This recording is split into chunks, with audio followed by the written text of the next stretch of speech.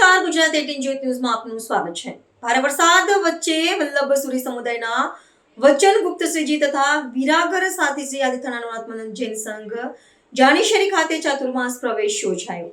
જૈન ધર્મમાં ચાતુર્માસના 4 મહિના વિશેષ સાધના માટે બતાવેલા છે, તેથી પરમાત્માએ 4 મહિના એક જ જગ્યાએ સ્થિર થઈ સાધુ સાધ્વીજી ભગવંતો સંઘને વ્યાખ્યાન ફરમાવતા હોય છે।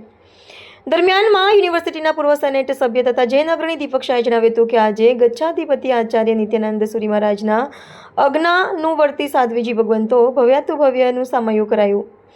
આજે સવારે ભારે વરસાદ હોવા છતાં ભાવિક ભક્તો મોટી સંખ્યામાં સવારે સામૈયામાં જોડાવા ઉમટી પડ્યા હતા। પીપળા શેરીના નાકે આવેલા ચિંતામણી પાર્શ્વનાથ જીનાલય દર્શન કરી વલ્લભ નિવાસમાં વલ્લભસુરી મહારાજને ગુરુવંદન કરી પટોળિયા પોળ ખાતે આવેલા મનમોહન પાર્શ્વનાથ જીનાલય સામૂહિક ચૈત્ય વંદન કરવામાં આવ્યું હતું। વધુમાં નીરવ શાહે જણાવ્યું હતું કે કોઈપણ કાર્યની સિદ્ધિ માટે વડોદરામાં પટોળિયા પોળ ખાતે આવેલા મણિભદ્ર વીરને સુખડી તથા શ્રીફળ ચડાવતા હોય છે અને સરસ્વતી માતાને પણ શ્રીફળ ચડાવવામાં આવ્યું હતું।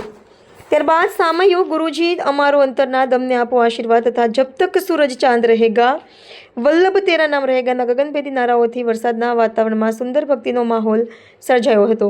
ત્યારબાદ સામયું આત્માનંદ મહિલા ઉપાશ્રય પહોંચ્યું હતું અને શ્રાવિકોએ મંગલ ગીતો ગાયા હતા અને ત્યારબાદ આત્માનંદ જૈન ઉપાશ્રય ખાતે ધર્મસભામાં ફેરવાઈ ગયું હતું, જ્યાં સાધ્વીજી ભગવંતે માંગલિક ફરમાવ્યું હતું। ત્યારબાદ લાભાર્થી પ્રેમીલાબેન જયંતિલાલ શાહ પરિવારના તરફથી નવકારશીનું ભક્તિનું સુંદર આયોજન કરવામાં આવ્યું હતું એમ તારક શાહે જણાવ્યું હતું।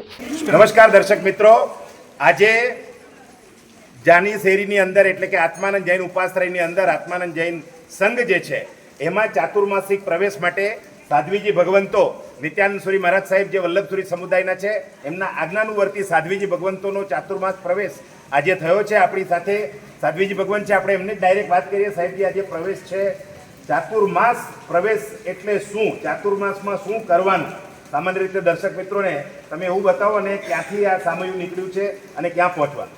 અમને જણાવવામાં આવ્યું કે ચાતુર્માસ પ્રવેશ અને ચાતુર્માસ એટલે શું એનો જવાબ આપવા માટે કહ્યું, પણ ખરેખર ચાતુર્માસ તો દર મહિને હોય છે। જેમ કારતક મહિનાની 4 મહિના એ પણ ચાતુર્માસ છે, ફાગણ મહિના પછી 4 મહિના એ પણ ચાતુર્માસ છે, ને અષાઢ સુદના પણ 4 મહિના એ પણ ચાતુર્માસ છે। કારણ કે ચાતુર્માસ એટલે 4 મહિના કહેવાય છે, પણ આ ચાતુર્માસ નથી, આ વર્ષાકાળ છે।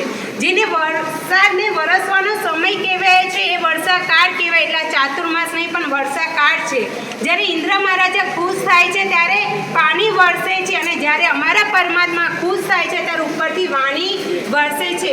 પાણી પણ 3 કામ કરે છે અને વાણી પણ 3 કામ કરે છે, એ તો અમારા શ્રાવકો જાણતા જ હશે, પણ અમારું એટલું સૌભાગ્ય, એટલો પુણ્યદય કે અમને ગુરુ વલ્લભની નગરીમાં અમને ચાતુર્માસનો અમારા ગચ્છાધિપતિ આજ્ઞા આપી।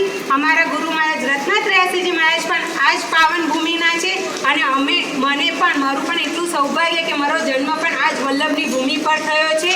બસ આ ગુરુદેવની પ્રાર્થના કે આપણી જન્મભૂમિમાં પધાર્યા છે, પરમાત્માની પ્રાર્થના કે અમારા સૌનું હિતને કરનારા કરજો અને શ્રી સૌનું કલ્યાણને રક્ષણને કરનારા થાવજો। બોલો જીને શાસન।